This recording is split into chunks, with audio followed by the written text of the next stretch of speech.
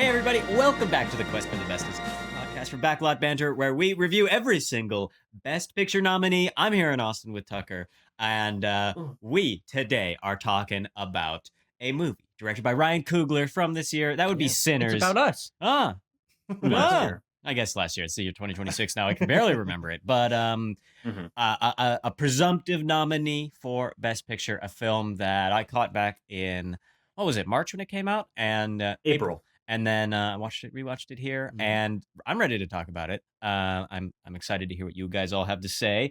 But first, let's just remind you of what we did last time, because we talked Marty Supreme. Yes, we did. We talked it for quite a long time. It got an average score of 7.7, which puts it at spot number 2 on our list of 2 Best Picture nominees. Today we'll have 3. We got to figure out where Sinners goes among that ranking. And so I'm very excited. But before we talk about it, Abram, would you do me the favor of rounding up any comments from our recent videos? Use your lasso, your comment lasso. Yes, I'm going to do something slightly irregular because I'm going to close the loop on a plot point from the Palme d'Or series here. Okay. Because I have it's a comment, but it's more of an exchange from our Discord, which you can join. There's a link in the description. We've got a whole channel for movies. We got a whole channel for just awards show stuff. We even have a member of our Discord who has already given his prediction for the 10 Best Picture nominees for 2026 and which one he thinks is going to win. So come join the server. But a couple days ago... it's not Tanner, though. I'm sure he's thought about it. No, it's not Tanner. I try not to. I try to keep a lid on that about it a little stuff bit, right? in particular. I mean, listen, it's crossed my mind. You know, we got an Iñárritu movie coming out this year. What does that mean? Yeah, I digress. Tanner put forth a question to a treasured member of our community and a great thinker and writer about film, our good friend Steven. Oh. Yes. Tanner asked Steven, would you say that The Underground or The Wind That Shakes the Barley is a better film? To which Steven replied, The Wind That Shakes the Barley. And this is an important thing here because we had a long-standing plot thread from many weeks back where we had a tie between these two films, and then we forgot we had the tie because we did an episode where we placed the movie, and I don't remember if we placed it in accordance with the tie-breaking vote, which we gave to Steven. Now, I'd like to reveal something live on air here. If he said the wind... Sorry, Tucker, continue. What we have learned... I was interrupting very rudely. What we have learned here today is that Abram Buhner does not watch to the end of the most recent Quest episodes because Timo patched in that exact answer. I did. At the end of the last episode. Wow. I'll tell you, one thing I would never do is watch a piece of content I've been on. I'll tell you that for a fact. I've never seen an episode of Quest for the Bestest. I've made I'll tell them you all. one thing. I'll tell you one thing.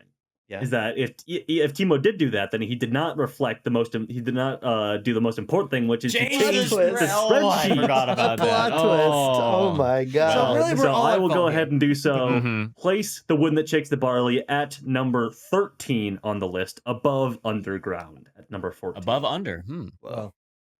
Well, join our Discord. Yeah. This is really a circuitous plug for our Discord. We never plug it on this show, but I think this episode is getting a lot of views. That's my prediction. This is a good moment. Come talk to us about movies. Yeah. Alrighty, let's get into it. Sinners, you know who's in this movie. We got Michael B. Jordan, Michael A. Jordan. You got Jack O'Connell, Hailee Steinfeld. Well, of course, Michael B. Jordan's raking in the double rate of playing 2 characters in most scenes. Of course. Tanner, would you do us a little favor and a little gracious gift and describe what happens in the plot of this movie? Yeah, I'll describe the plot of this movie that everybody's seen. Sinners is set in what's the particular? Is it 1931? 32. 1932, Clarksdale, Mississippi. The Jim Crow South.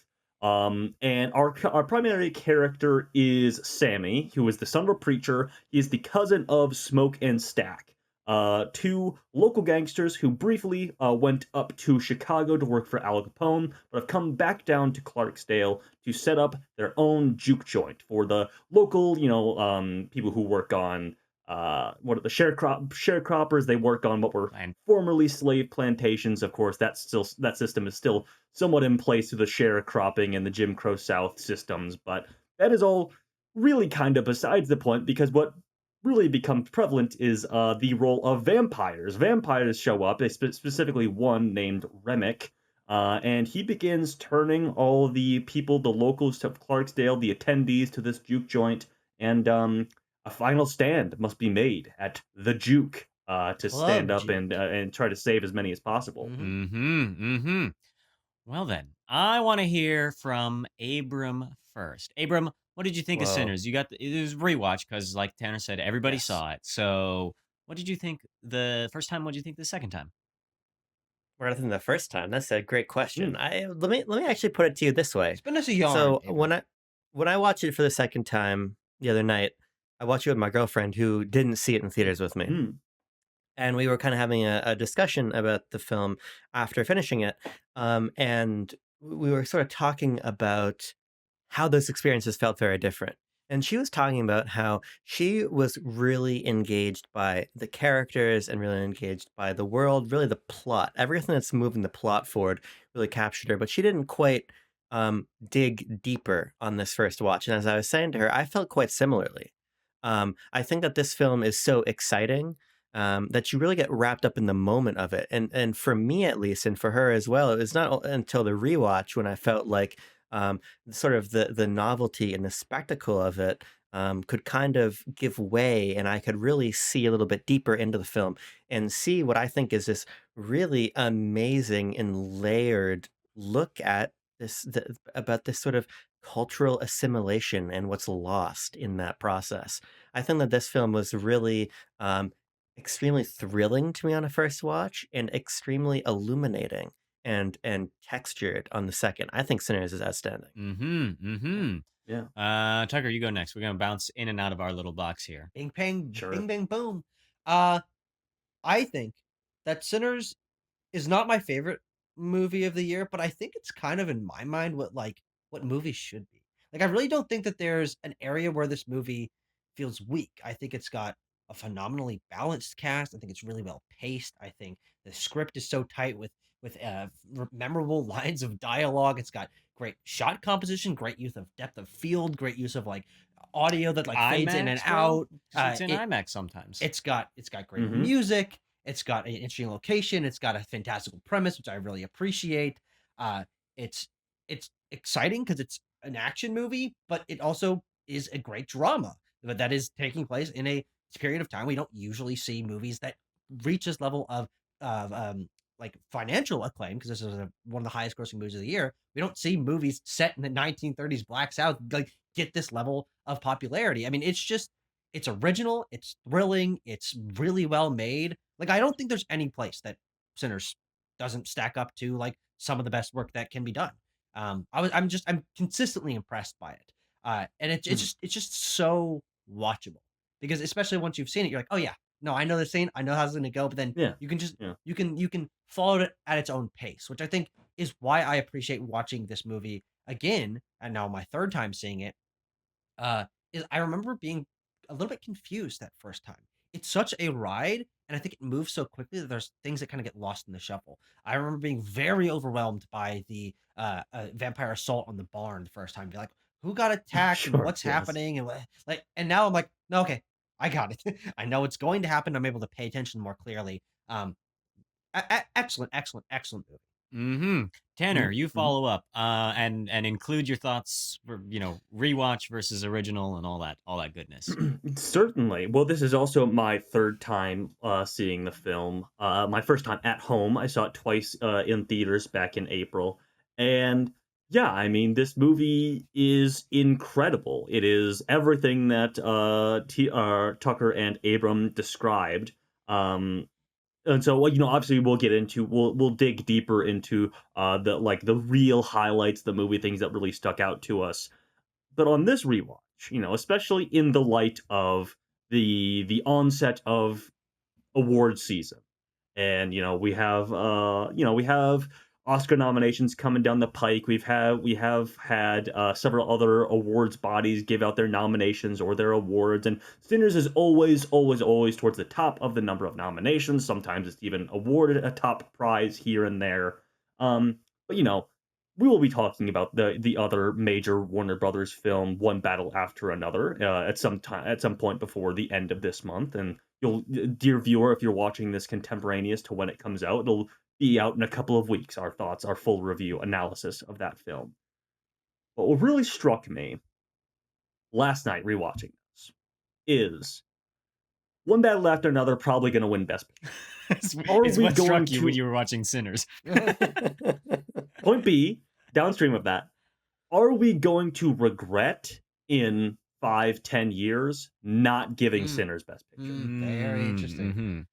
Because it just feels so absolutely major, like a total announcement of Ryan Coogler as a guy who, yes, has been obviously celebrated, has been making movies for 10, 15 years at this point. I forget when Fruitvale Station came out, so forgive me. But, like, you know, has had billion-dollar hits, has had award season acclaim already. But, like, feels like a true announcement of, like, this guy is an auteur who can make original films that are exciting, crowd-pleasing, and so deeply thought out and thought-provoking, with ideas that just are not tackled in mass media, in like general audience film, you know, in mass media, I guess. And still delivers on like a rip-roaring, rollicking horror adventure action movie. Yeah.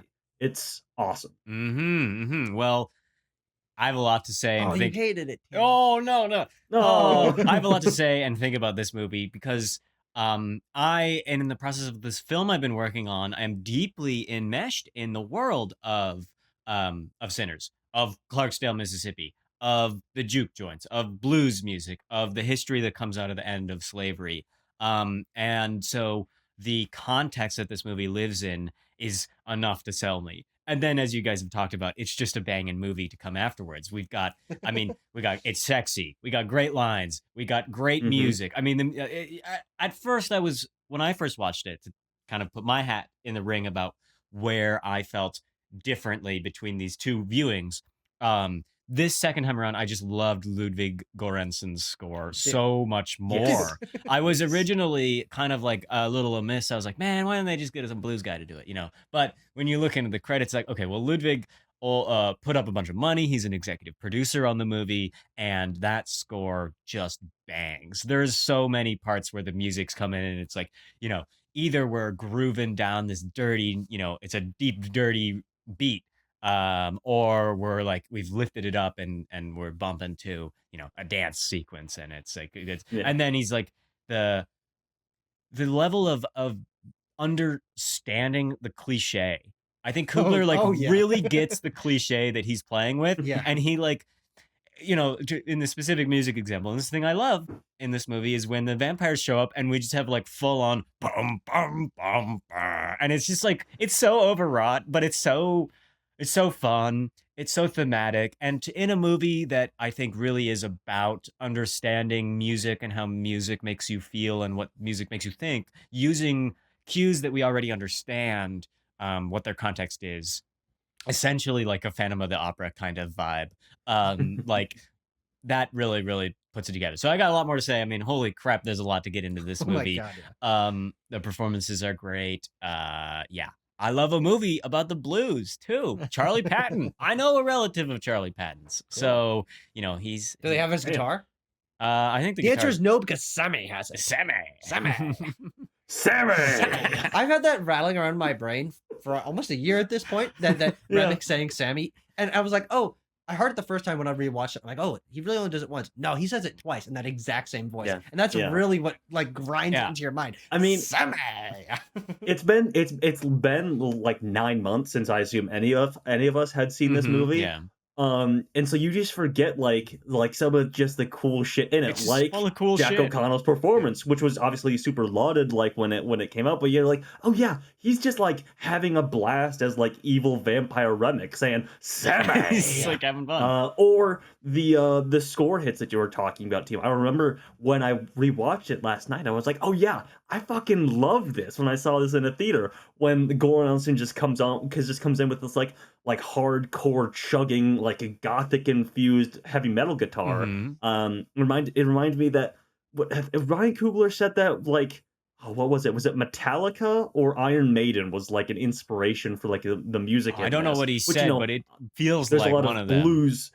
there's a lot of blues. Obviously, the movie is about the blues, but like having that also infused in here, I was like, it's rock music. It's heavy rock music. It's 60 years down the river from blues music, but it's in there. Well, before I ask Tucker to ask us a question to provoke our thoughts, I just want to throw in that I did, I guess, my one little kind of less positive note about the rewatch was that I felt the kind of knowing what's going to happen and the beginning intro kind of scenes didn't play quite as well because I just am like, so I just know what's going to happen coming up next. And so the novelty of that first time in the theater viewing was superior to watching it at home knowing what was going to happen. But like you guys say, I agree, we can kind of focus less on just like the shock and awe and be a little bit more thematically interested, of which there's a lot more I picked up on in that front. I think the things it says about religion and Christianity and what is sin is almost the question at the heart of this movie. Is very cool. So Tucker, question: what's the road? Which way are we going at the intersection of a Highway 49 and 61, where old Robert Johnson met the devil in the middle of the night? I think that you make an interesting point about the intro to this movie, which is very long. I mean, I think part of the reason why I find this movie so special is that it does one of the things I really appreciate out of movies is getting us really established in the world and the status quo and the group of characters before letting things go off the rails.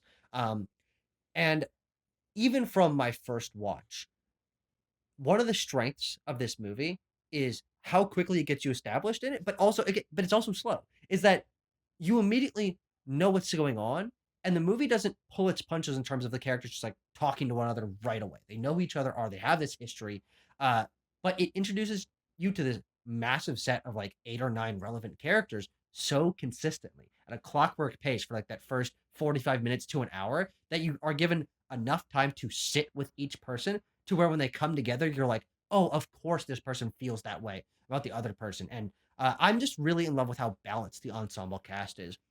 Sammy, Smoke, and Stack are the primary characters of the movie, but like, it's such an ensemble They're not the piece. most important characters at times. Like Sure. the Totally. movie lets many Yeah. of our side characters, and I have lots of shout outs for some of these that I'm like, I just freaking love this side character cast. Yeah. Mhm. But I'm just mostly thinking about how those side characters, as you're mentioning, get their introductory moments. We're introduced to Sammy, we're introduced to Smoke and Stack, we're introduced to Delta Slim, and then we're introduced to Mary, and then we're introduced to Andy, and then Bo and Grace, and like Don't forget and Perlene. Perlene, of course. And do not forget Delta Slim. I said. Oh, you did? Yeah. He said Delta. Oh. You cannot forget the incomparable Delroy Lindo. Delroy Lindo. I mean, I'm showing my hand a little early. Delta Slim might be my favorite character in this movie. I just love this guy. With a character like a name like Delta Slim, Delta Slim. love this guy. I love that, and it's like low key. Reminds me of this guy Jimmy Duck Holmes, the real life bluesman. They seem very, I don't know, they're very similar, and I was just like seeing an unk type put on screen. Yeah. Well, yeah, but so what do you guys think of how this movie like opens? I know you mentioned that you feel like it can be a little bit like you're waiting to get to the real meat of the movie, but to me, I think that set of a bunch of establishing scenes is where I really find the characters in the world engaging. Like I'm interested to hear about every person that they introduce because they are so different and instantly endearing. I'm gonna say it. There's not an unlikable member of this cast. Even Remick, who's the bad guy, he's a likable ass bad guy, and like there's not a weak performance. And so I think that the ensemble nature of this movie is one of the reasons why I think it sticks out so well. Is even on other ensemble movies, there'll be 1 or 2 characters where you're like, yeah, okay, they kind of got thrown to the back, but like I don't know who's like the weak link in this. I really don't think there is one. Yeah, what do you guys think, Abram? Yeah, I don't think there is either. I mean, I think that Sinners works as well as it does because it's very deliberate in how it deploys the whole vampiric episode at the juke joint. That is the centerpiece of the movie, but in my view, that is very much working in conversation with the portion before it to explore the ways in which this very particular Black culture and Black musical culture and Black history in this Jim Crow period are being appropriated and are being assimilated and are under siege from many different perspectives. And I think that the pulpiness, the action, the vampiric plotline, that all services that. And Mhm. so I think that you really need to understand the world that these vampires are coming in to steal the lifeblood of for themselves, to really see what's at stake beyond just simply, no pun intended about the stakes, Ah. beyond just seeing what's going to happen to the characters.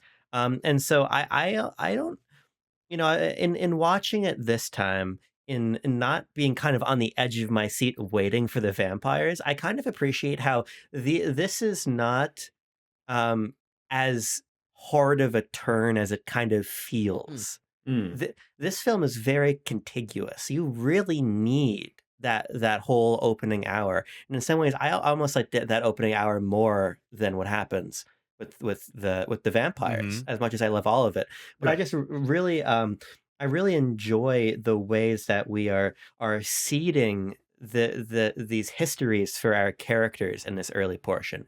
The way that we are getting Sammy kind of trying to get this information out of Smoke and Stack about this idea that he has of Chicago that is different from their experience. And we're getting all these little notes edgewise about why people left a place, why people are back in this place.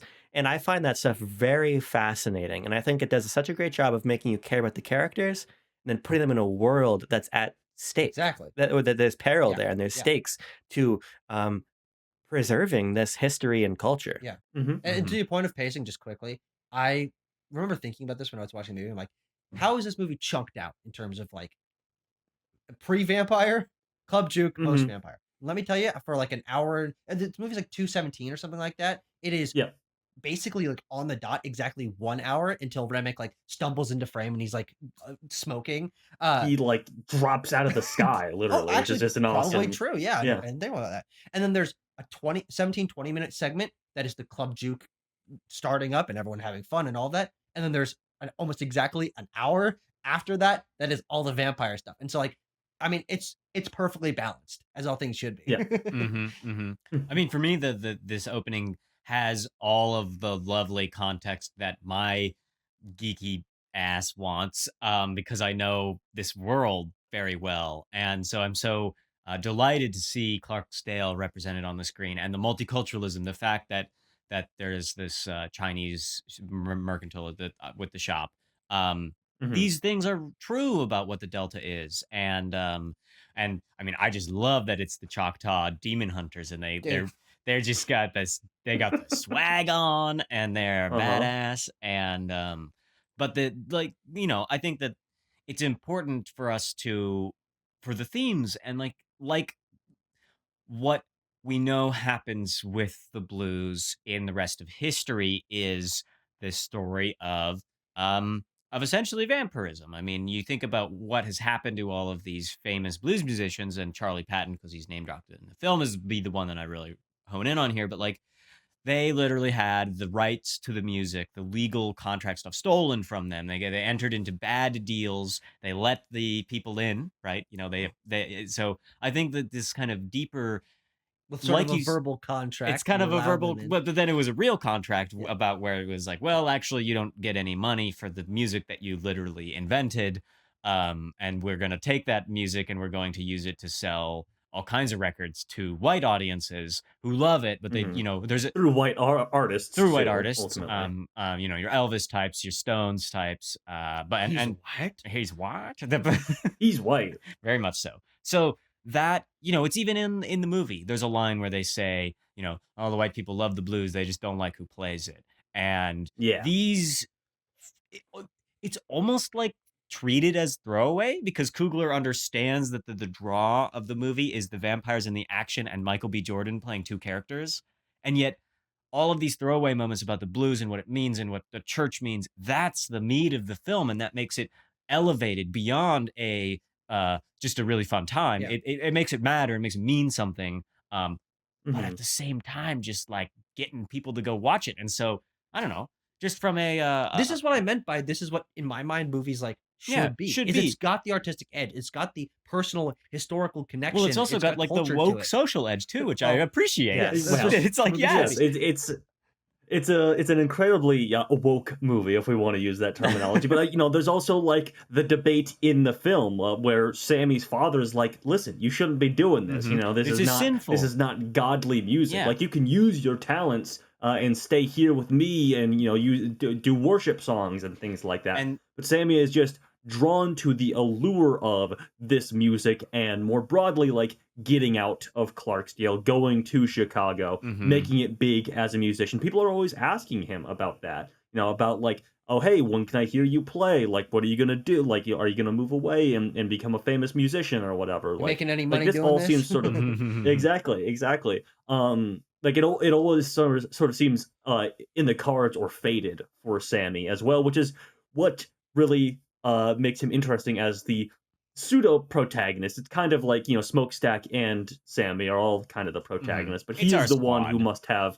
who must be exposed to the world as a young man. What is he supposed to be, like 16 or something? in this something like movie? that. I feel like think, somebody says that. yeah, probably around that age. I don't know. It's not Yeah, terribly relevant but what exactly. effectively this is a moment for him to like break out of his shell, hang out with the big dogs, maybe lose his virginity if we're led to maybe understand that about his character as well. He's basically getting the like sex tips from Stack, is it? Yeah, I believe in the Mhm. car. I think that's like the first interaction you see with him, with just him in Stack, is the car, and he's talking about every coos has got a button, that kind of thing, which is they love throwing that word around in the movie Yeah. too. But yeah, this whole opening chunk is obviously it's just kind of like a revolver where we just keep circling around to. Okay, and now our character is here. Sure. Like we Loading have the chamber. Smoke and Mhm. exactly Yeah. we have Smoke, and we're introducing Bo and Grace. what's Bo's wife's Grace. Grace. Thank you. And we're like showing how he can cut a deal and how he is like intimidating to the community and how he's also respected by his community that he comes back to. I mean, Mhm. I just This love like whole the community interaction that he building thing has. is it's great. Yeah, that we Yeah, learn a it's lot about the his stuff character. with the two guys that he shoots is so funny. It's like he has to shoot the second one because nobody could have almost got away with it and had no limp to tell for Uh-huh. it. Yeah. A part of that sequence that I love is when Smoke is talking to the little girl that's on the stoop and Yeah. talking to her Absolutely. about numbers being a negotiation, Mm-hmm. right? And it Now goes we back to talking what Timo numbers. is. Oh, Yeah. Exactly. man, It's- after my own heart. I love that. it goes back to what Timo is saying, right? Because this is great characterization for Smoke, but it also is very much in conversation with this musical history you're talking about, and this this exploitation. The film is very concerned with exploitation in many different forms. Almost like Um, all of the forms that you are Yes. encountering in this society. I think that's definitely true, but also I think it's very important to note none of the characters in the movie feel like they're being exploited by the movie. They're like No. these characters are very strong and intelligent in their own ways, and of course, some of them will fuck up on occasion. But like, I do like that this movie is confident Mhm. in its characters. It's a movie about exploitation, but it shows a strong, interconnected, intelligent community of people that Mhm. shouldn't be taken advantage of. That stuff is all external. The external forces, the external threats that are coming in and threatening. Yeah, I think it goes back to what Timo is vampires. saying about the way that the way that the film is working to both really ground us in this exciting story and characters, but it's also keeping its thematic reading in such close conversation. They're sutured together so tightly. I mean, another scene I was thinking about it when Timo was talking about the more particular musical history angle of this, but it's just when Remick has the juke joint surrounded and they're performing Pickled Robin Clean.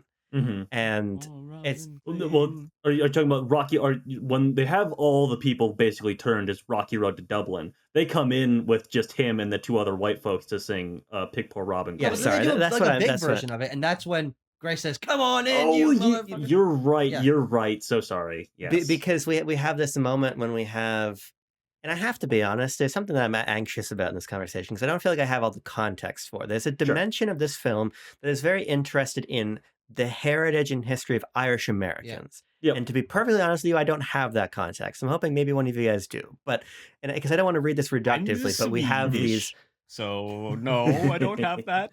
I'm Texan. Uh-huh. we have these white vampires here who are playing this song, and it's working so effectively as because it's eerie the way they perform Pickled Robin Clean. Mhm. And as they're doing it with this big crowd, and you're listening to the lyrics, and as I came to learn, the song is a history of this sort of racist and exploitative history to the song itself. Mhm. But the way we're talking about stripping this Robin, Yeah. and the way that we talking about Sammy again, the way we set up Sammy as this up and coming artist who is now here to be exploited for Remick. It's working so closely together to just, if you don't want to tune into this, if you're not dialed into it, it's just like eerie and the atmosphere is It's kind of like the, palpable as the, you, the hairs on the back of your neck vibe, but not so like yeah. frontal cortex vibe. But you can dial in the other way too, because it is very much concerned with a clear thematic purpose as well. And I think it's difficult to marry these two things constantly. And I think the film always does. Yeah. I think it's very conscious of both what its characters need and what its script needs to be an exciting thriller, but also what its script needs to be conscious of this history of exploitation that it's looking to expose. But Mhm. there's a middle brain portion of that as well.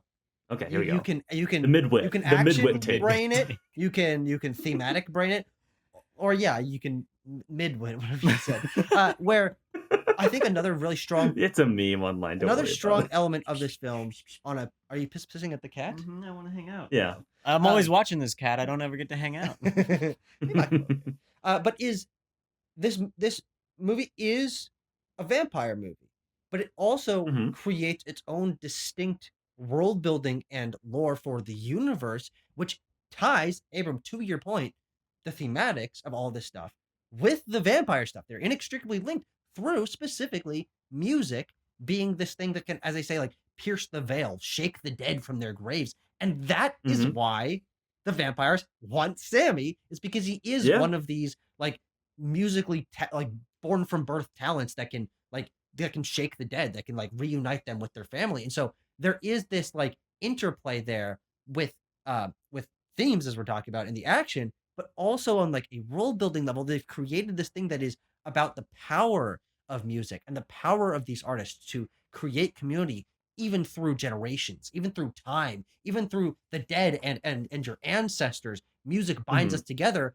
And that's true for the Black community there in Clarksville, but it's also true with the vampires. And so there's like this It's fascinating yes. interplay between like the wants of these people on both sides, the vampires and the community, of their goal is ultimately not that different, is to build a strong community and connect with their ancestors, but they also like achieve it in kind of the same way, which is appreciating the history of music and the people that came before you, and using music to Though- connect to the past. I have to say, now this is what's really this is what just fucking fascinates me with everything going on in Sinners. And I want to talk about all the characters in turn and get to as many of them as possible, but I feel like I need to hit this as just like a point that I find like so compelling is Remick. So yeah, Tucker, everything you said about Remick stands, and yes, there's also obviously historical context in conversation in Ryan Coogler's mind about like the historic subjugation of Irish immigrants as well, which is in some ways comparable to like African slavery being brought over, but in a lot of ways also isn't, because as history went on, the Irish were able to be just easily ingratiated into the white diaspora, the Caucasian diaspora of America. And I think that's something that is literally happening like in the midst of it, like it as Sinners is happening, is like Remick obviously is a character who 'cause has it's been like- alive for it's- hundreds of years. It's 32, right? Irish and dogs need not apply or whatever. Remick is a is character going who's on been at alive this for time, hundreds of yeah. years, and we have that line from him where like where Sammy's trying to say the Lord's Prayer, and I wanted Remick to bring basically this up, says, yeah. hundreds of years ago, there are some men who came to where I was, and they said those same words to my father. And I have that. Men who stole my father's land forced those words on me. And then he says something else, and he says they still bring me And comfort. he says, and I So, hated them, He is, but they still brought me yeah, I comfort. hated them, but it still brings me comfort. Um, and obviously the whole mission statement of the vampire horde as they get turned is that they're all about collectivism and love and fellowship, and they're like, listen, you join us and you become part of the grand tapestry, it's all shared. So, Remick Great says, I want your melting pot. stories, I want your songs, Sammy, and you can have mine as well. We're all sharing all of this together, but it still is predicated on the need to abduct and co-opt and Steal, kill.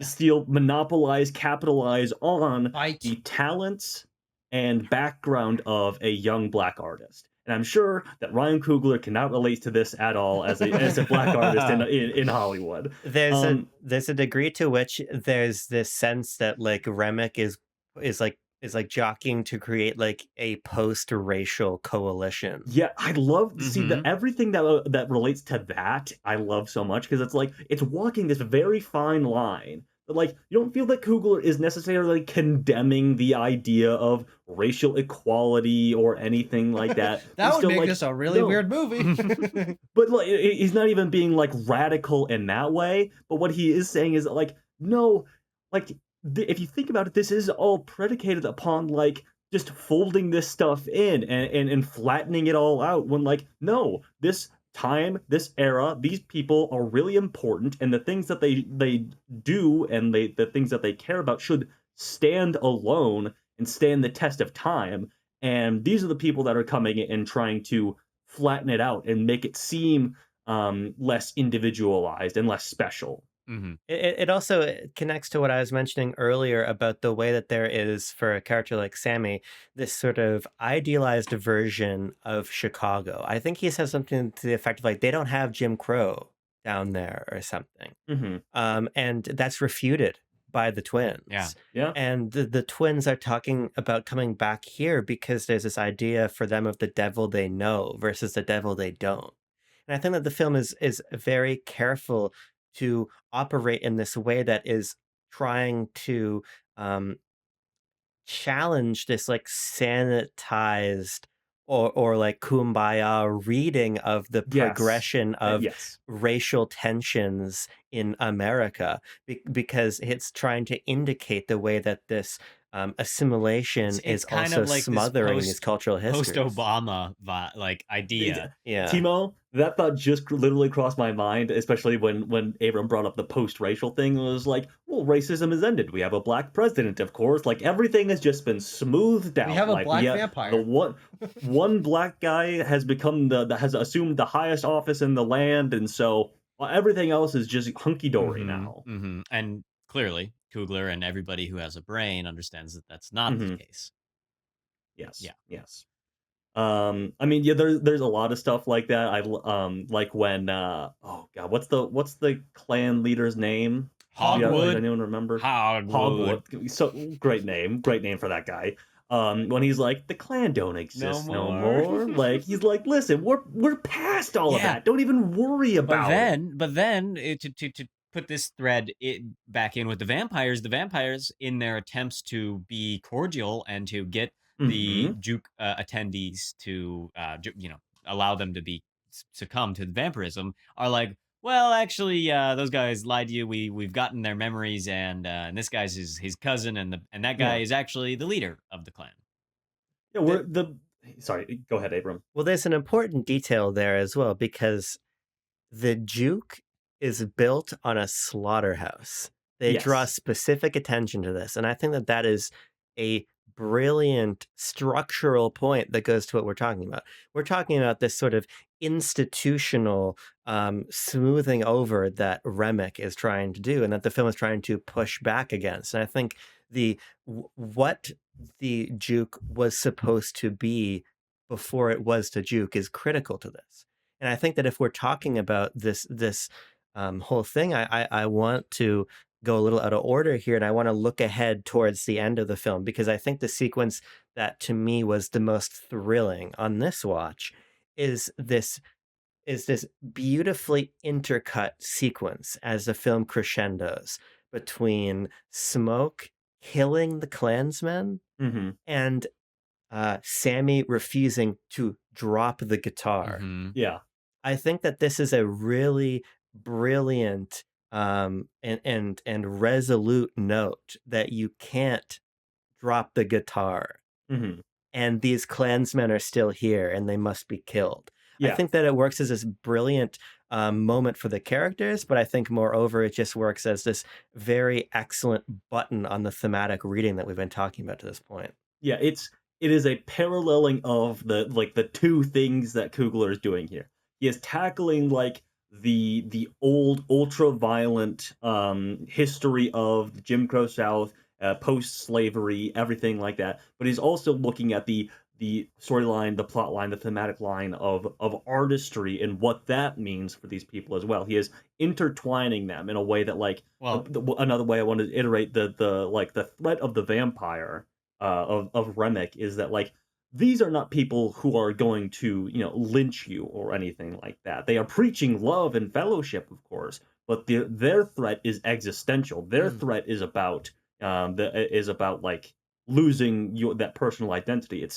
It reminded me a lot about the things I think about when I watch Pluribus as well. Although obviously that is coming at it from a very different perspective of like an affluent white woman being confronted with these things.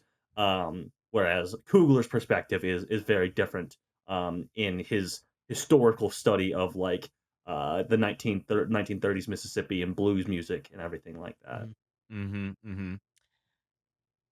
Where should we go next? You guys got more on this thematic idea, or you want to dive into just some of I've got I mean, I want to talk about blood. blood. I want to talk about stabbing. Okay. oh, the blood and stabbing is really good too. But no, I mean like the thing that we should ultimately talk about if we want to close the chapter on this like really fascinating thematic material is the confluence of it all, which is the I lied to you sequence. In remind me which sequence that is. I don't. That is Sammy's performance that like folds in Yes, the is that the in the past and the song? future The in all montage, cultures. wherein Yes. I this is what I wanted to talk about basically was that What, like Yeah. maybe sound, maybe? oh yeah, maybe that this is like this is like my entire thesis about the blues put into one epic banging scene on this Yes. movie, that the blues is the genesis of all modern music in America, and that those who stole from the blues would go on to create all kinds of music, but then those who didn't steal from the blues and just appreciated it and kept building on it, we get that past and that present and the future with the African drum beat. Delta Slim is like, this is, I think that line that he says is like, this wasn't forced upon us, we took this with us from Africa. This wasn't forced on us like that religion. Is what and he this says, is which is like a lightning strike of like, holy shit, Coogler's fucking talking about he's this, like man. That's crazy. Christianity is this thing that's not native to this culture, and yet it's there and it's very powerful. But the blues is kind of this antidote, and it is not forced upon. It is natural. It was taken, West. The history of the blues comes from the West African drum beats, and that like rhythm is the thing that would go into the blues. And you have certain subgenres of blues like drum and fife, which were built out of the lack of access to other instruments, and so they would be playing drums and flutes, fife, because the guitars and stuff would be banned on plantations. And yet the rhythm and the culture persevered through hundreds of years of slavery and forced crossings of the Atlantic. And that then we can take that and be like, well, and your favorite Kendrick song basically is in the same lineage, in the same exact lineage. Everything from Parliament to Kendrick Lamar is like part of that lineage. Yeah. And so this sequence is so it's gratifying in a film sense because we finally get to see this thing that Sammy. We're told many times, we get to hear it, but we're told that Sammy's great, and but he's also new, and so then now we need to get some proof to that pudding and to look in and hear the performance, and so I really like that it isn't consistent, right? The sequence has parts to it. It's not Yeah. just like one song that seamlessly flows into another. It's a little jarring at parts, and then I just really Well, love the end of it. here's the Go thing. before I get Yeah. to the end. Go, you It know. is these chapters, and it isn't seamless.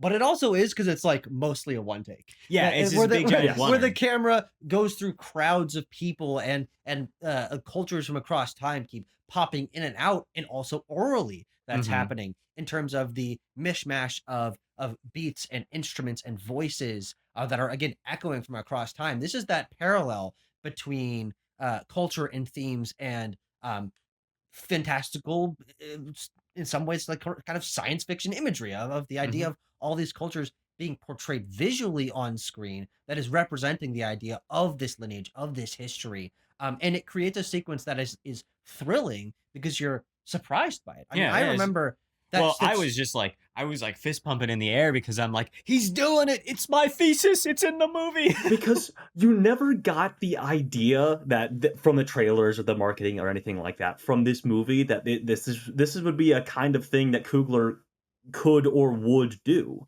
But when I was watching it, I was my mouth was agape. I was like, this is like revelatory. This is ascendant what he's doing right here. And how does it end?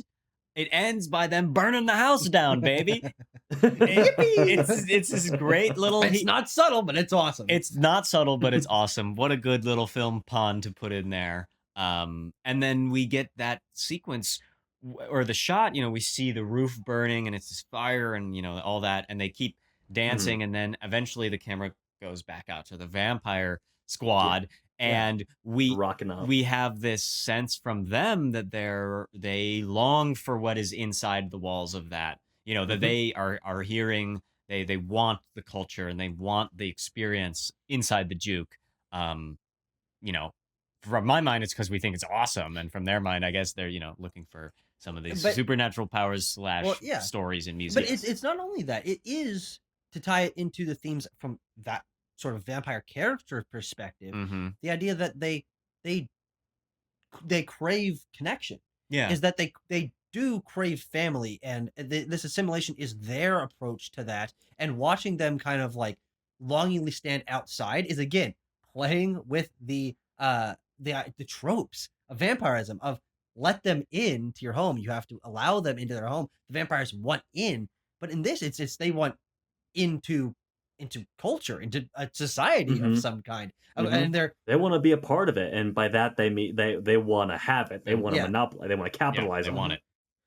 I think that I think it's wouldn't be hyperbolic of me to say that long take is one of the most amazing things I've ever seen in a movie. Sure. Yeah. Of all of the countless movies I've seen, I think that it's stunning, and I think that you know, Tanner, you were speaking earlier about the way that this film is kind of like Ryan Coogler announcing himself as this incredible master of the craft, and I think that this scene illustrates that to me, not only in how complicated it is and how visually dazzling it is and everything it folds in, but also in the way that the film doesn't really, this is going to sound goofy, but stick with me for a second, doesn't really call attention to it.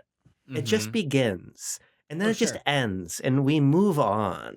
But it Like ends that seamlessly. scene. The panning out Yeah. and the music just fading. There's not a cut. It's just like, oh, here we Yeah. are.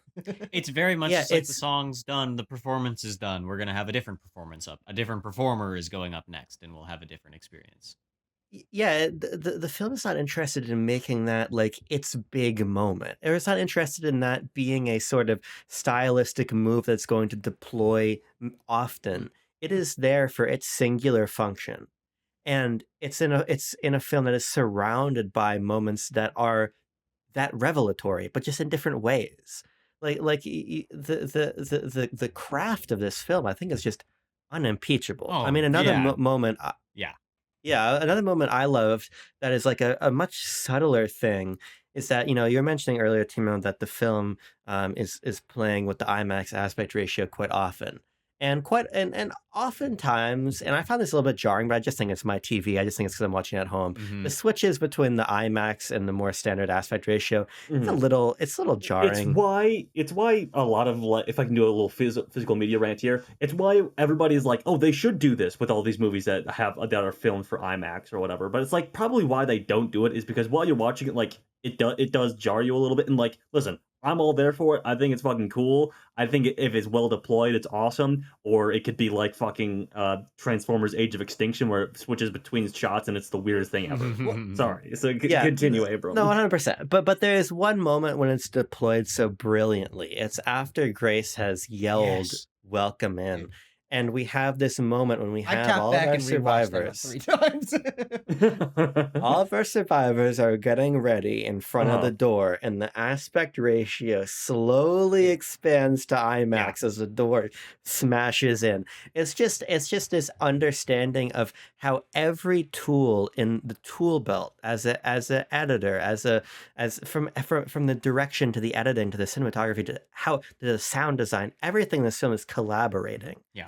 And obviously our best films do, but I think that Sinners is so masterful, and it knows when to deploy all of its tools perfectly. Yes. The cat's in the shower right The now. cat's He's kinda hanging on sitting the there, shower. Cats in the He's like licking his butt. Cats in the shower and the silver spoon. I just really like the effect that the IMAX, and specifically this moment that you guys Yeah, are of talking about, course. the effect as a viewer that it has on me is immense. I just like it feels so big. It makes this big movie feel bigger. Sure. It's got a very But it's restrained. yeah It, because it it's doesn't. not- It's not big from the beginning. It's personal from Mhm. the beginning. Yeah. It's about these people. It's about their lives. And again, the pacing of this movie. It is, honest to God, just a straight up Southern drama for an hour's worth of time, and even before the vampires really truly reveal themselves and their abilities, for like an hour and 20 hour 30 minutes of a movie, it's Mhm. just a Southern drama, and then action movie mode kicks in, Yeah. and the screen goes, "Wah," and you're like, Uh-huh. what is happening? Yeah, Coogler basically grabs you by the shoulder and he says, "Lock the fuck in." It's time for killing. Just wake the fuck up, samurai. Yeah. Can we talk about some blood and some stabbing? Let's do it. now? Let's do it. Abram. Uh-huh. I just love because it's funny. My girlfriend is not big on gratuitously violent films, and there's a Mhm. part of me that was like, I don't really remember. This being too graphic. Right, and it is, but I think that Yeah. I think that the violence is deployed in a really satisfying way insofar as that it's so exaggerated that it's not scary, really. I don't find this to be a very scary film. I think Sure. that there's moments when the editing, the use of shadows, the sound is very unsettling. I think about the early film as we're intercutting as when Sammy is entering the church, or I think Mhm. about Sure, when yeah. Remick has killed the first of the two clansmen. Yeah. But when we're really in it in the barn in the juke, and the squibs are just shooting off everywhere, Yeah, and there's just yeah. incredible prosthetics, and like and everything feels like so it's like gushing. Like this movie's gushing. There's a lot of gushing blood, Yeah. and boy, let me tell you, the blood just looks great. Yeah. I don't know if it's like the specific mix of fake blood that Coogler's using, or if it's the cinematography and the lighting and everything. There's just Probably there's just red something- drum blood. I've been getting text messages here about Okay. who people are Yeah, sourcing blood. there's like a- and there's like red a- drum's almost the like a- vibe, like- I guess. There's like a candy color sort of thing to Yeah. it a little bit. Yeah. I think. This is actually it's very funny. If you talk to special effects people who do this for their job, they are so incredibly specific about the blood recipe. The blood recipes are closely held secrets. They are, people will be selling the blood, right? And then it's like, the red drum's got the best blood, but you ain't never gonna replicate red drum at home because they gotta keep that stuff under wraps. So whatever blood they got for this, it's like the Coca-Cola. It's like the Coca-Cola. It is like the formula, Coke basically. Here's my recipe. Break into hospital. oh shit! Break into hospital. No, you can't be doing that. Oh, evil! But well, here's the thing. Um, I just threw back a cartoonish cackle Correct? Can we all agree on this? Sure. Yeah. That was me. I would That agree. was me Some would emulating. agree. That'd Yeah. be fair to That was me say. emulating Mhm. almost like a vampire of sorts. Mhm. But Right. Right. I something like also that. think that what we're saying about this being a horror movie, an action movie, all of these things are A thriller, you true. might say. Yes. Mhm. Uh, A drama. But I also think that it plays this interesting line where none of these elements feel too heavy in the mix to where I do in some ways feel like this movie's kind of for everyone. I remember telling people initially, oh, there's a new big movie out, Michael B. Jordan versus vampires. That's like kind of Yeah. what the movie was sold on. That's Yeah. really what I knew about it the first time I was going to see it. And when I was trying to get friends to go see it, that's how I would pitch it to them. And then from certain people, I would get back, ooh, I don't really like horror movies. I'm not really into the vampire stuff. You know, is it gory? Like you get these questions, Mhm. and obviously, I'm not scared by horror movies. I like horror movie tropes. I have an He's extensive a big history. boy. Oh yeah, baby. But I don't. To Abrams' point, I don't think this movie is scary. I think it is this level of realistic scariness that is, like, it is vampire tropes. It is people It's kind biting of necks. frightening at times, but it doesn't have. It has like a jump There's no scare. jumps. There's no jump There's scares. some jump scares. No, there's not. There's like, unsettling Cuts stuff. and stuff. I guess the stuff at the beginning is a little. It's startling to me. The I agree with Timo. yeah, it makes me jump a little Grow bit. up. Tucker, I'm right there with you. I was like, yeah. The point that I'm making is that the marketing and the base level pitch reads as something way lower brow than it actually is. Mhm. And it, again, reading lower brow might be a turnoff to some people. It's like, oh, I'm not really kind of into that.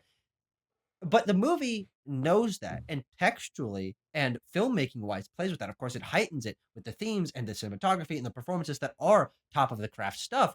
But it also is willing to like let itself kind of dumb down on occasion. It's like, we're gonna do a sequence where they eat garlic because garlic stops vampires. Yeah. Or like, I we're gonna do a love- sequence. I think one of my favorite moments in the movie is when they Yep. realize that someone's a vampire because they're trying too hard to Tucker. let them into that thing. Thank you. I just sit there Thank and you I'm so like, much, Tucker. this is like, for me as a horror movie nerd, like Uh-huh. someone taking these tropes that are corny and ridiculous, and it's this classic Yeah. storytelling thing that everyone kind of knows about vampires, and playing with that just like they know they're playing with it just that tad, and I'm just sitting there like, this is so satisfying to me as a horror movie person, where it's funny and it's playing with the tropes, but then it's also thematically relevant. It's been talking about. It's this perfect. It's this 11 herbs and spices blend that I think works so well. Tucker, thank you for bringing up the invitation to enter a building Yes. thing, because it is absolutely something that like is known about vampires. Like if you're a big nerd or whatever, but like vampire media, movies, TV shows, what have you, they like never do that Yeah. because like A, it's weird. B, how does it make sense for like the lore of our world that we're building? C, it's just really awkward and can like totally just put the brakes on any sequence, and you have to talk about it, and you have to get into the nitty gritty of it, and it ends up being used for comedy more so than anything else. But then Ryan Coogler comes along in Sinners and makes it a really great like parsing things out, discovering exactly what's going on sequence, and also makes it funny, and also tags it with, I think this is maybe what you guys were talking about, like a jump scare kind of moment when is it Stack? Is Stack gonna give the money to Cornbread? Is that what is that who it No, is? Stack's Or- already dead at this Yeah, no. point. Oh yeah, Stack's right. Smoke. Stack's dead. Or it's Smoke. Smoke, and it was like, just be careful. And you're like, what's gonna happen? He's maybe gonna throw the money out, and then you do the hard cut to Cornbread going like, "Rah!" like jumping in across the screen to get his arm or Yeah, whatever. to bite him. Like, I just love that specific element of vampire mythology is so important to the movie Sinners, especially in its like as it gets going, as it gets its horror sort of vampire wheels rolling. And there's also the garlic thing, the when they all go around and eat it. like and there's the like wooden thing. stakes. When Yeah. Delta Slim eats the garlic, and he goes, Oh my, so funny! Oh my god, it's so funny. He's like, oh, almost barfed, and it was like, Yeah. And, yet another real No, one in he, this but movie. he does like a Dracula, like holding his arm up and like, It's like I think he's like putting his arm over his mouth to like stop himself from vomiting. Yeah. But yeah, It's so funny. a really It's good really moment funny. from Lindo to like kind of be playing it both ways. Like, well, it's believable that the people in the scene right now don't know what's going on. They don't know what a vampire eating garlic would do to it. So they're like, oh, do we have to fucking kill Delta Slim right now? yeah, and all of this is tied up in another layer of why this movie's own universe is so compelling to me. Is that it also is paired in very intricate ways with the like Southern culture folklore of Haints and the I don't know what the like sort of either religious or spiritual elements that Annie is into, like how do you refer to that? But she's a deeply spiritual Voodoo. character, and Absolutely. it plays into this afterlife element and the spiritual elements and the like magic bag ostensibly that she gives to Smoke. Like all this stuff Yeah, is the mojo bag. You're right. Mhm. Yeah. Which saves him. It Saves him. does. It exactly it does, which means she's right.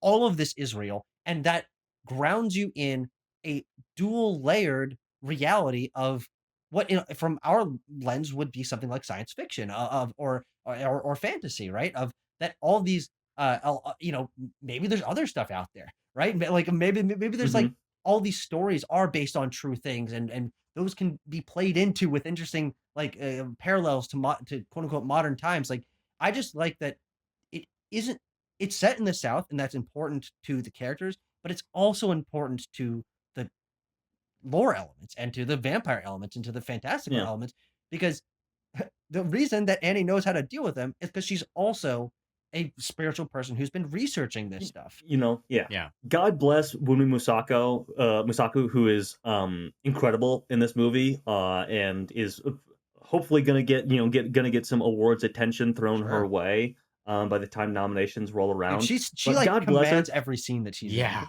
Absolutely, and I want That still scene to, at the to go through door. the ensemble and just hit a bunch of them. Mhm. Yeah. Not literally, just to talk about them is what I meant. I would never hit any of these fine folks. But God bless her because she has to deliver the line. She has to deliver the line. They're vampires, which could go catastrophically wrong. Just having a character be like, "Oh, this is vampires, by the way." Like we're not doing like a Walking Dead thing of like, well, zombies don't exist somehow in fiction, so the characters don't know what they are. It's like, oh no, like these are vampires. I know what the deal is. I thought they were like a different thing. I thought they were Haints, but they're not. These are straight up vampires, and we all know the rules of vampires. So let's go with break the garlic out. Yeah. Like she sells that to the point where like I'm maybe the only one ever watching Sinners who thought about that. It was like that could have gone really wrong. That choice right there. And I to think have her because do that. Coogler's not treating his audience like idiots. Like he knows that we're expecting at some point that vampires have rules and that we know this, and that at some point the garlic has to come out. Like we're gonna be pissed off if garlic. It's I bought a ticket. Where's the goddamn Where's garlic? And we got this. Oh, So yeah, you're right. It could have gone very, very bad. They're vampires. Another vampire mythology thing that I wanted to point out because I don't think I've seen a lot of people talk about this is when Sammy hits Remick with his guitar at the very end, Mhm. and like the plate like lodges in his head. It's like smoking. I was like, oh, because it's silver. Yeah. Oh sure. Yeah. Very cool. Yeah. And also Yeah, I like just a nice little touch. they not only can't see the sun, it just immediately turns them to like piles of flaming ash, and of course Remick turns into a fire tornado in a pond. Like a pillar of fire. pillar which is is like, why does Remick turn into a? Because he's like an original Why vampire. does? Yes. Yeah. Fair point. Yeah. Also because it's okay. awesome, Do we want Tanner. to? No. True. That's it's why. awesome. I love like the more. I love It's how not subtle, but it's monstrous awesome. he keeps. Yeah. I love how monstrous he keeps getting too. Like, especially at that point, you're like, this is barely like a human-looking Yeah, the creature form anymore. is completely different. He's getting like gnarled side of the face and the very clawed hands. Yeah. Here's what I want to do. Here we go. Let's do it.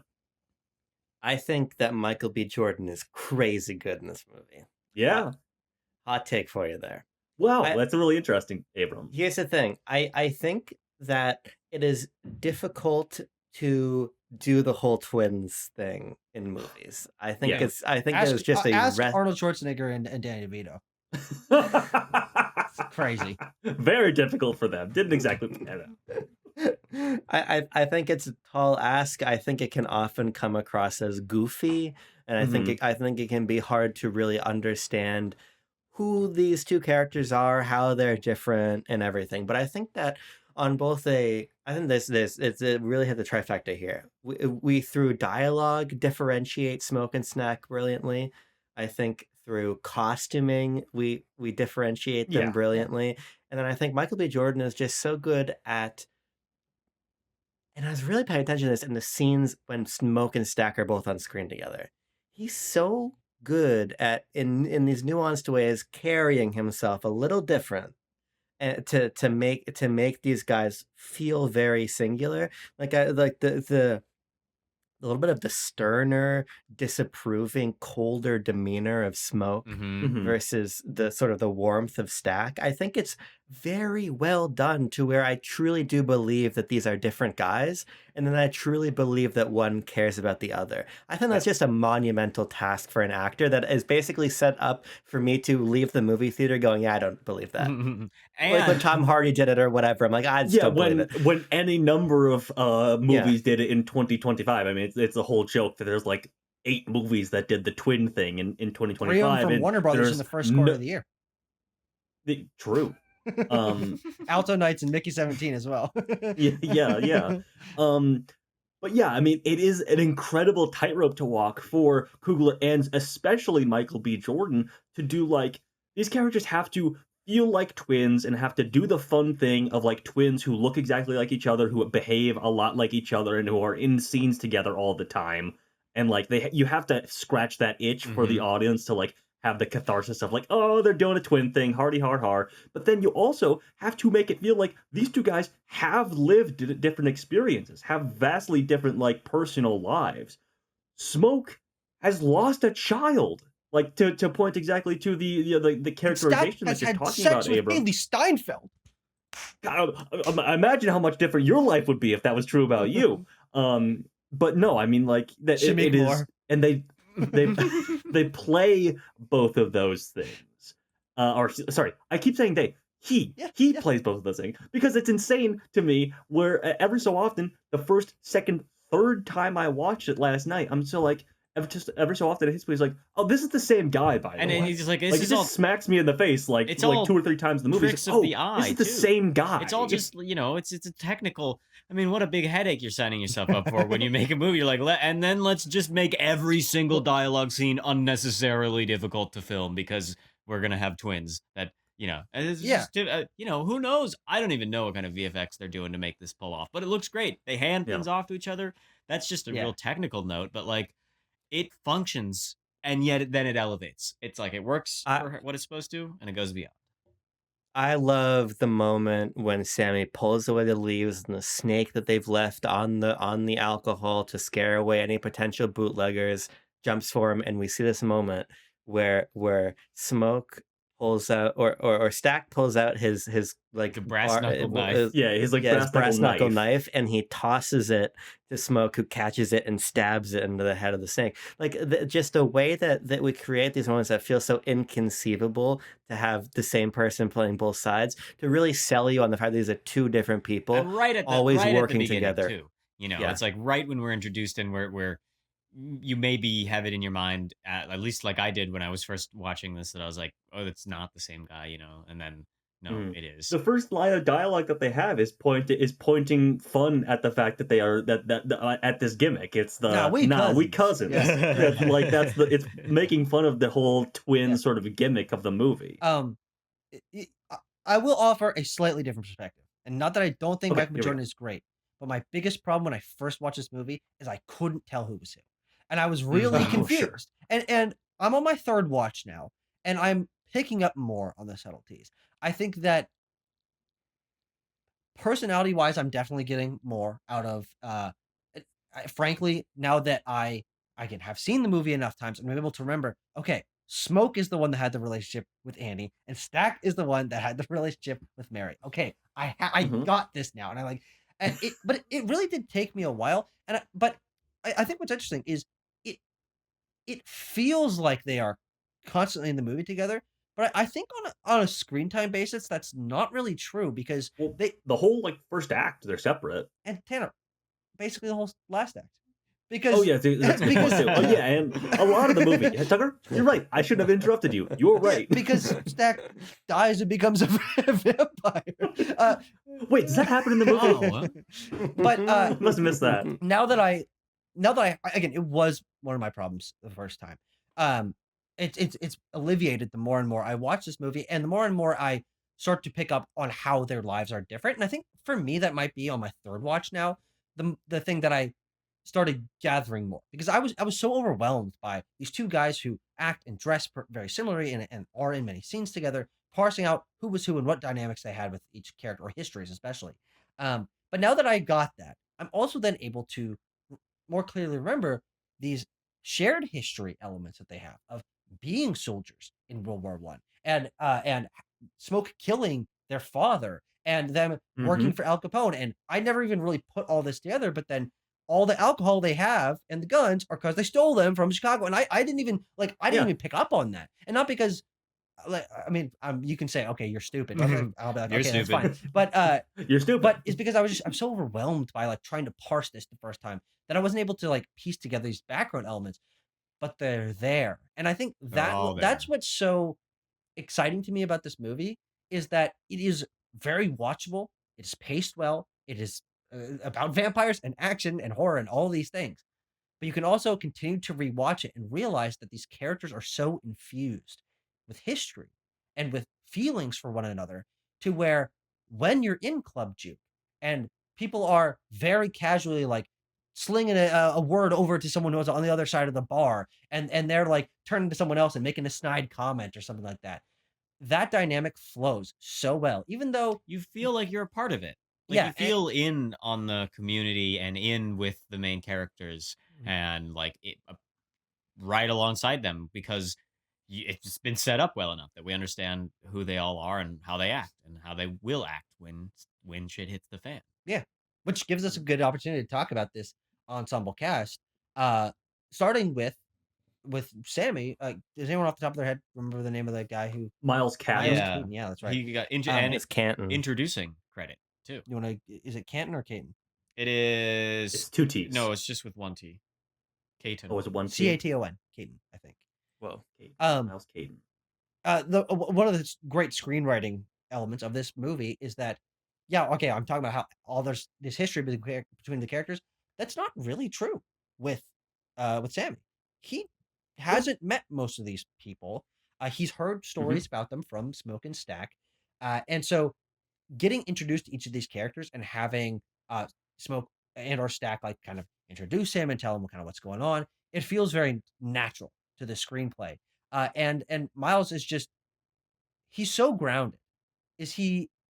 You would maybe expect him to feel like more of like a wide-eyed fish out of water kind of kid because he's by far the youngest member of the cast and he's totally out of his element in terms of he's never been with a woman before. He's never seen violence before in this kind of way. Like he's obviously never seen vampires before, but he's so grounded. It like that's the sort of confidence that makes a leading man and makes his performance I think elevates that up to okay, he is the main character of the film. He is the protagonist. Is that he is calm, cool, and collected when I think the easier way would to be to have a kid who's like weirded out by all this Or like, and overwhelmed. running around like a chicken with his head cut off Yeah. kind of vibe, which But, he's like, not. But when he sidles up to what's her name? The Perline? Perline, and yeah. and is like, you got a husband? And she's like, yes. And he's like, and it says, are you married? And she says, yes. He says, happily? You're like, this guy's got untold levels of riz I didn't know was possible. This guy's not getting, dude, because she's like, playing. She's an older woman. She's married and everything like that, and so she keeps calling him like young man and everything like that. And because she calls him a nice young man at one point, and then he just comes back with not always nice. not that young either. Dude. Like he is just laying down game with Perline the entire goddamn movie. Well, and then the whole, this is a movie that just loves women, right? The movie is very two thumbs up on women as a whole in terms of like we like them because they hang around, they cook for us, and we like doing the right thing for them, which is getting down and dirty, And the movie is very clear that this is what you do, No, 100%. I mean, this is like it's a sex forward movie. It's a sex positive film. Very sex positive. And that's that's another reason why it should be a blueprint for Hollywood going forward. And exactly, think about it, how the sex positivity is in pursuit of the female pleasure every single time. There's 100%. literally never one moment where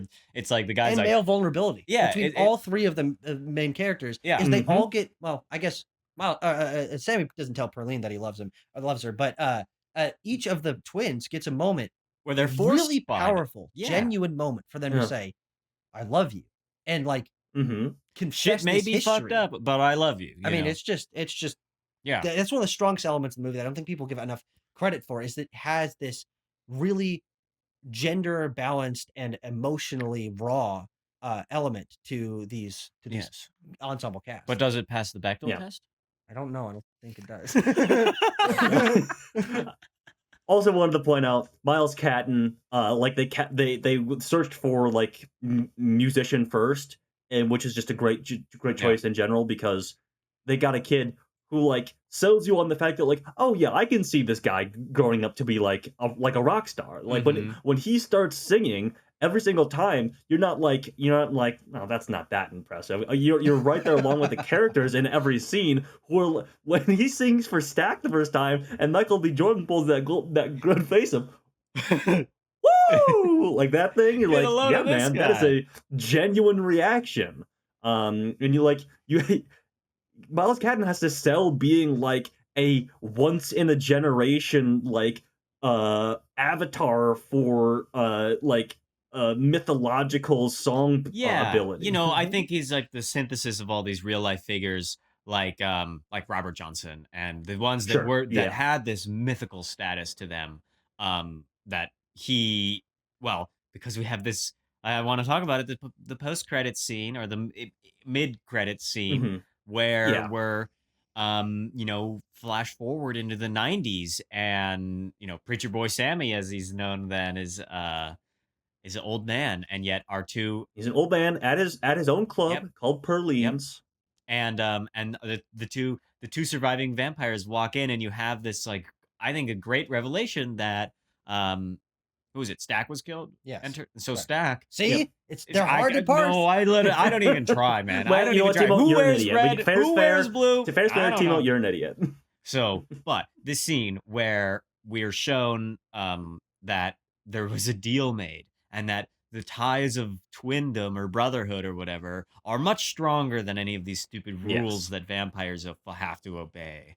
And that the love of those two characters, of Mary and Stack, is, well, it's everlasting because they're immortal vampires, but it is, they've matured almost into a world that is more ready to accept them in the later. Coming out as a vampire to my family. Okay. Should we talk Annie, Mary, and Perline, and Grace as well? Because Grace has more stuff to do than like Bo in this film in the ensemble. And we gotta talk about Delta Slim. Delta Slim stuff. Let's lock in. Who first? Delta MF Slim. Okay, let's do it. Drunko, but he's I don't know. What more is there to say about this guy? He's just awesome. Delroy Lindo is a fucking legend, okay, and he just embodies this exact type of guy who's like seen it all. He's been around. He's lived through like. And if you go visit the Delta, you're gonna meet lots of fellas like this. This is a common trope, and it's a wonderful trope. He is haunted by like the friends he has lost. What's that one friend's name that he talked about being lynched? But like that's just a harrowing sort of like monologue for Lindo, and it's sort of that scene. Oh yeah, it's bolstered by this sound design thing, but like and he caps it off with doing this very like old guy thing where he can't even talk anymore. He's just like and like hitting the side of the car, and then he starts to sing, work through the emotion that he's singing, and then he starts singing. Exactly. Yeah. Um, Love him. and yeah, He's so funny. he's the funny. best, and he's so He's funny. so funny. Like, yeah. There's And two he moments. gets.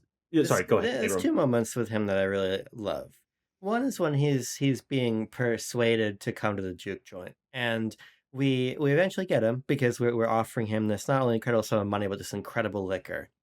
But I really like he's talking about how he plays at this one club every Saturday night, Mm-hmm. and money's not as good as what Stack's offering.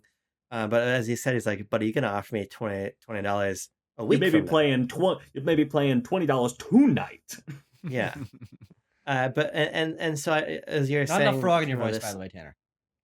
Sorry. Yeah, I gotta get a couple Irish beers in me.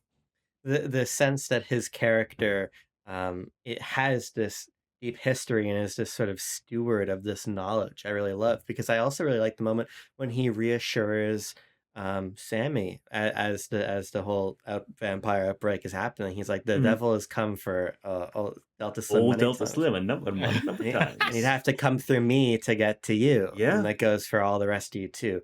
So I really like that. And I think this my feelings on Delta Slim also extend to the character of Grace as well, because and it goes back to what we were mentioning earlier in the review as well. But I just really enjoy the way that you get this sense of very fully formed culture in place. Mhm. And so I love this camera movement we have, because Smoke goes into one of the general stores and is looking for Bo. Mhm. He finds Bo, they're talking, and then Lisa, the daughter, has to go get Grace. And the camera follows Lisa out of this store into the next store and then follows Grace back to the first store. And what I really like about that motion is it sort of really indicates to me the way that these characters of Bo and Grace own this place. Yeah. And they belong here. And it's very similar to Delta Slim in that you understand that they're not passers-by. Mm. These are people that have really built a life here and have, in the way that Grace haggles over the price of the sign. Mhm. I think she does a lot with a little. Because we get this sense of place, we get this sense of her role in the community, Bo's role in the community, and then I don't know the actress's name. You probably have it, Tanner. Lee Jun Lee, if you're talking about Grace. Mhm. Yeah, she has this. We were talking about heavy tasks, right? That some of the ensemble have. She has to be the one that lets them in, and I Yeah. think She that has the she. Star-Lord and Thanos moment. She does. I don't know. You saw I Infinity War. agree. I did. I don't really know what you're talking about, but Uh-huh. she has to let them in, and we have to be okay with that. And I think I Yep. am. I find that she performs that moment extremely well. Well, especially because Mhm. he then goes out in the absolute hardest way that any person's ever died in a Yeah. movie. Yeah, she stabs her own vampirically turned husband to death while also being lit on fire and by him. continues to hold the stake while screaming as she turns into ash. It's Yeah. crazy. Shit. It's Fucking crazy. intense shit, man. Yeah. Now, I will say in Um, that section, though, and this was my complaint from the Mhm. first time, still same true today. Who are the vampires attacking? There's a couple of shots in there Okay. where I scrubbed back and I'm like, I don't know who that is. That's like not a character. So that's part of this the is the ensemble. thing with the movie that we might as well talk about. Coogler and other people associated have basically been like, yeah, like there are other people who work at the juke joint. We just don't like see them basically at all. But there are like other people. Like I think the only time that you really kind of see like, okay, that is the other people who work there is when Smoke is dying and he's like flashing back to like Yeah, the when they set day's up, events. yeah. Yeah, when they're setting up, like you see like these other women like making food and stuff like that, and you're like, oh, okay, so those are the other people who work there, but they're not primary characters, and so they aren't involved No. in the whole like eating garlic thing or anything Yeah, I don't like that. I also just kind of accept that, because like you got to Yeah. have some more people in the fight. Mhm. Yeah. Yes, but I don't know. I think that moment, it's a quick couple shots where if vampires break in and they jump on a couple of people and just like tear them asunder. And again, part of the reason why I think this movie works so well is that we're so established with so many of the characters that every interaction between them, every threat on their life, draws us into those shots and those action moments, the choreography even deeper. And when the vampires are jumping on a character, and I'm like, oh shit, was that Delta? Oh shit, was that Sammy?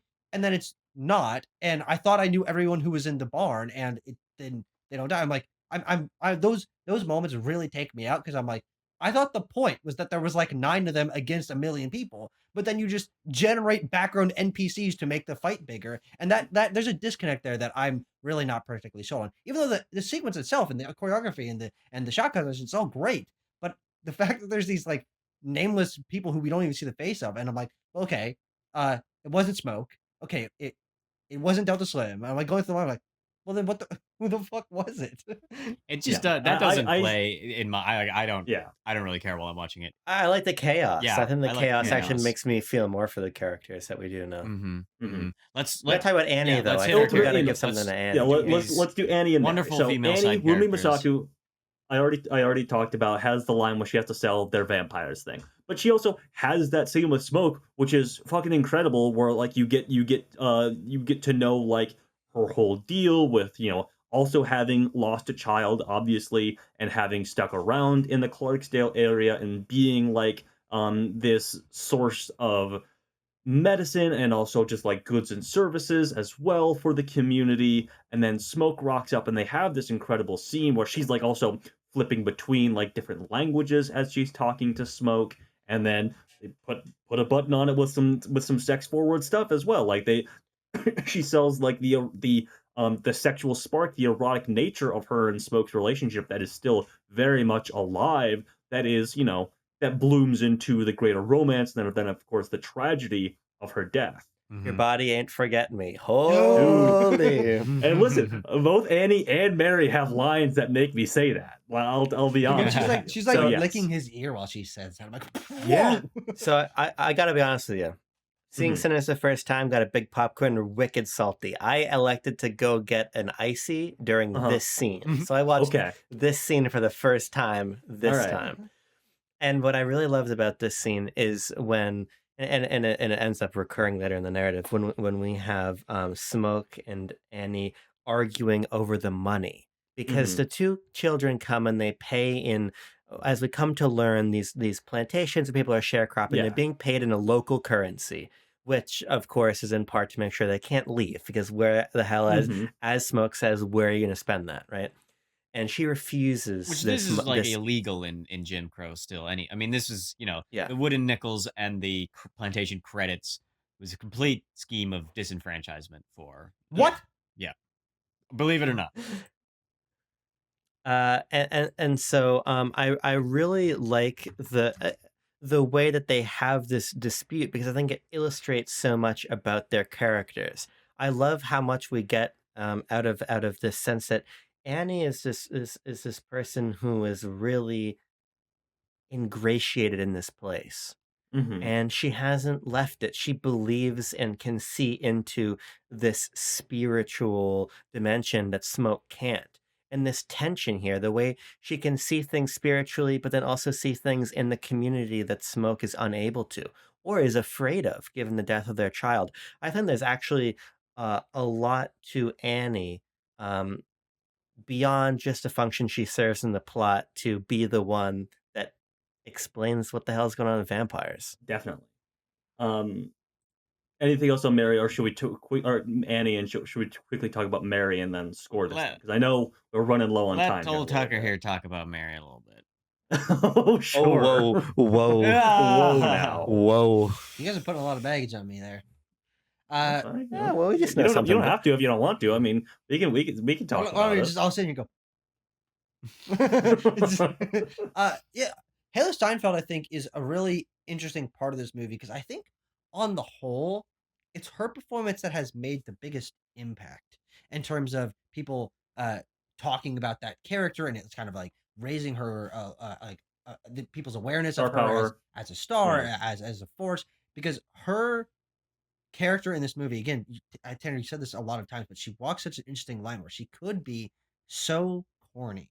I mean, the lines that she says are written to where they like could come out as just like total duds, and you'd be like, you could roll your eyes at Mary, but the earnestness and I mean, Hailee Steinfeld's doing some like facial acting where she like really furrows her brow when she says these things. She like leans into these lines that carry these these lines end up carrying like a emotional trauma behind them from someone who has grown up in a really unique position. I've never seen a character Yes. who's written like this, who has this kind of history before, where she's partially black, and so she's got this history that she Well, shares with the community, but because Coogler doesn't let any opportunities slip through his fingers to put a little theme in Yeah, here, and then exactly. so it's like Mhm. that line like why is she in there, and it's like well she's family, but it's Yeah. also the like the one drop of blood kind of Sure. Jim Crow racism. Yeah, so she's got Mhm. that element to her. But frankly, the even more interesting aspect is something that is in a less talented director's hands would have been a 20-minute sequence at the beginning of the movie where Smoke and Stack's mother dies and they are sent to live with, I don't remember her name, but Mary's mother, and Mhm. they grow up alongside Mary. And that's their dynamics. They're ostensibly siblings from they were very Mhm. young, and then they Siblings who I mean, well, yes, Well. but and yeah, that's an element of this. It's like, but not by blood, it's okay. so this Right. growing up with ostensibly black brothers in this culture that is very segregated. Obviously, I Segregation mean, there's still is just today. barely white characters in this film. Just given the place that we're at Club Juke, and her having this sense of identity that ingratiates her closer to those around her that aren't of the same skin color race as her, but she shares this history with, gives her this like emotional baggage when she leans into these lines and talks about her past, to where you can feel that totally she feels totally out of place. She Mhm. doesn't know how to like I can't tell if she like knows how to really present herself. Like she's on edge because Yeah. she feels like she's Well, gotta be to she's like make sure that her voice is heard. But it's like this really the interesting interplay. the life that she has, we understand, is basically her feeling like she's living a lie. You know, she has a rich white husband on a farm in Arkansas or whatever. But she's like, if my husband, you kind of get the vibe like, if my husband knew the truth about me, he would like kick me to the curb Probably. or Or worse. worse, yeah. Well, Yeah. there's this idea in there that clearly, we learn that she's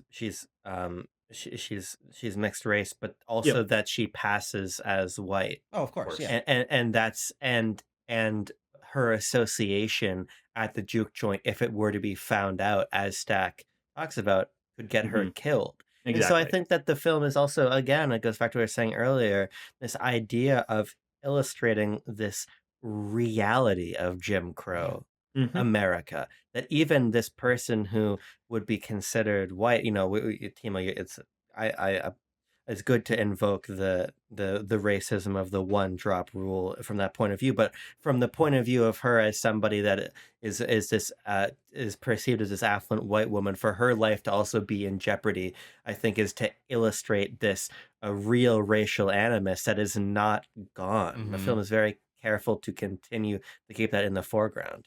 Yeah.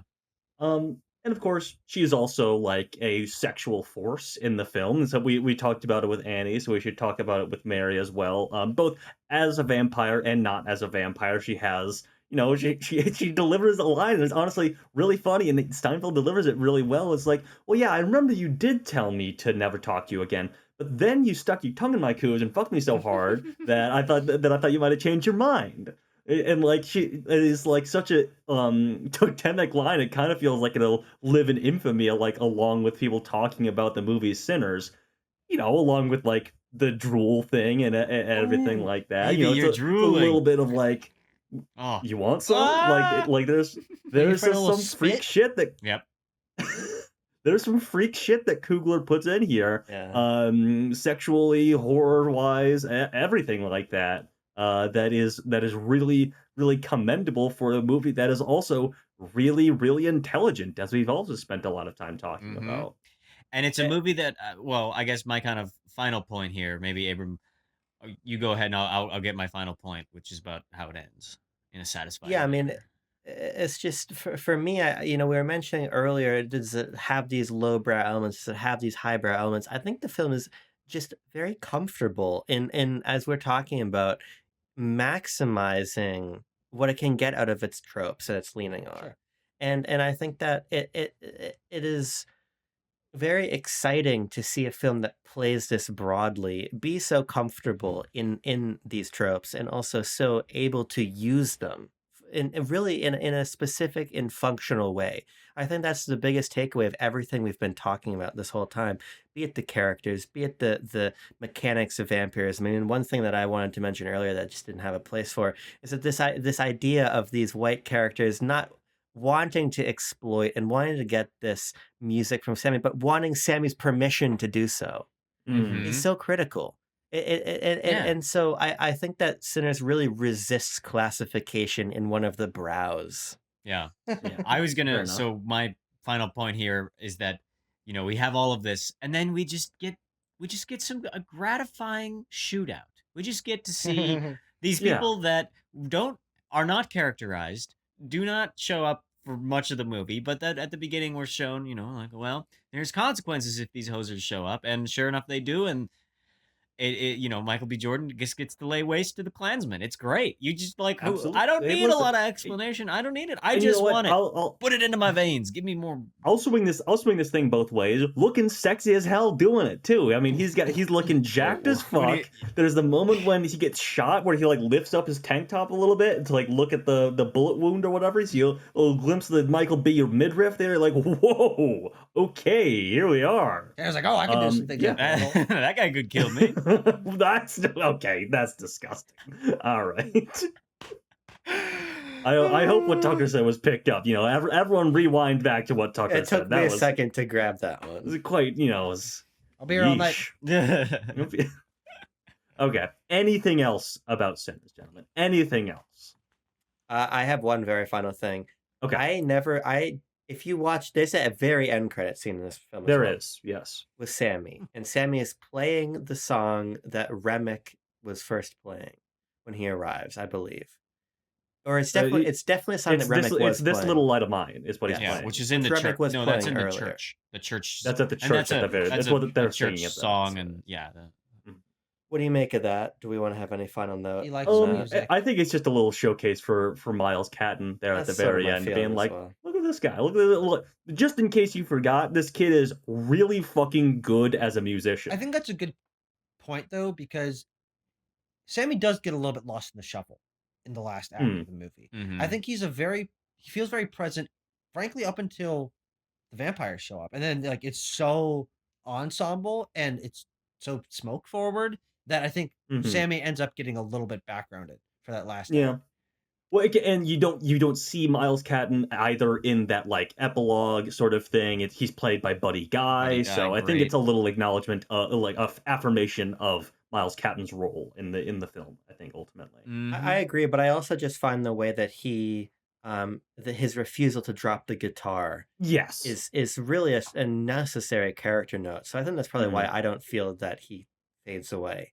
He makes a decision that he's ultimately meant to Miles make. Caton sings on the original song for this as well, like over that sort of like ending of the 1930s story, I guess.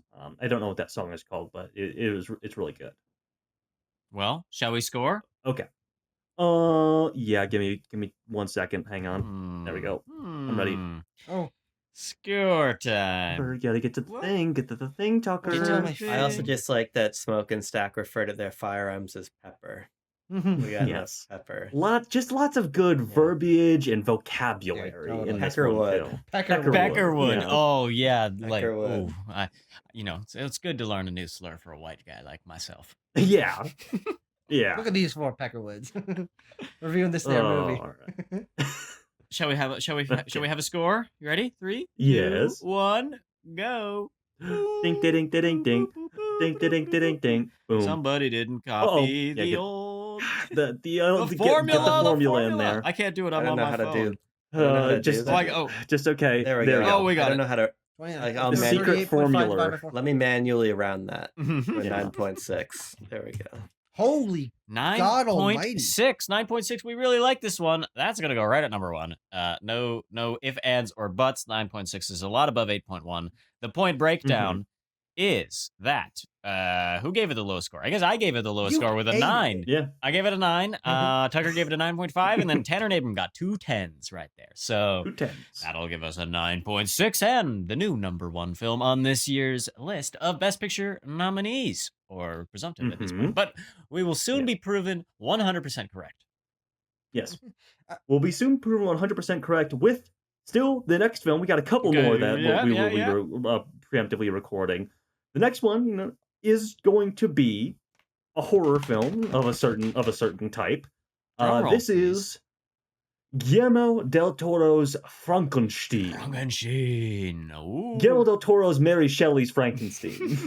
Is that the official name of the movie? Netflix's Guillermo del Toro's Mary Shelley's Frankenstein. I think it's just Frankenstein is It's the cleaner. is the name of the movie. Yeah. Cleaner. Drop the Drop the names. Mary Shelleys. Drop the and the Uh-huh. yeah. I didn't see this one yet, so Yeah, I am has looking forward to watching saw it. it. I wanted to Tucker has watch not it. seen it. The Stupid Paris. I hope the Stupid Paris Theater in New York is playing it Oh, he's probably because seen it. I saw someone this saw it in one. theater. I saw this one in theaters, by the way, just to shout out. I saw it in my bedroom, and I was like, why is there like a bunch of crows? There's like, I guess crows are kind of gothic, but why there's a bunch of crows in the mix of this movie? And then I opened my window, and there's 100 crows outside my house. Well, they heard you were boy. watching Frankenstein. Like, yeah, I want to watch. They're like, Like, get a little mood setting here. Come on, gentlemen. yeah, a little pre-cinema for your cinema. Uh-huh. Alrighty, well, Frankenstein's up next. Thanks, guys, for talking. We are gonna keep Frankenstein, by the way. I Frankenstein. didn't realize I might have poisoned the well by saying Frankenstein a bunch. It's Frankenstein. I did. We know how to say I it. guess I did read this novel in high school, so So did I. yeah. Alright. Well, we got some educated fellas to talk about it next time. No. Thanks for joining us. Yeah. I'll be back home for the next one, but I guess I got nothing else. Write some comments if you want. Join the Discord, like, subscribe, YouTube stuff, and my final warning to you: stay cool, keep warm. Peace. How's my canal rubber shirt looking? Timo, What? when you got out of the car earlier, it was doing this. Anal rubber. And I was like, you really wearing that on Quest? I just thought this loudly in my head. I was like, this guy's wearing an anal rubber shirt while we're recording a fuck. I'm like, what the fuck? I'm like, okay, I expect him to own this. I was thinking this to myself. I'm like, this makes sense, but like, really? On channel, bro? Anal rubber.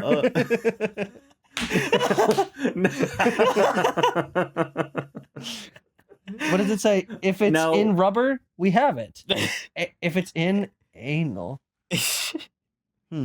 Now, when you read that, Tucker, did you? I assume you thought that, but was there a parallel line of thought? Because that's what immediately what my mind jumps to is it rubber for your anus, or are you describing yourself as someone who rubs an anus? Anal rubber. Anal rubber. Are you an anal rubber, Yeah, or an is anal it like rubber. a product?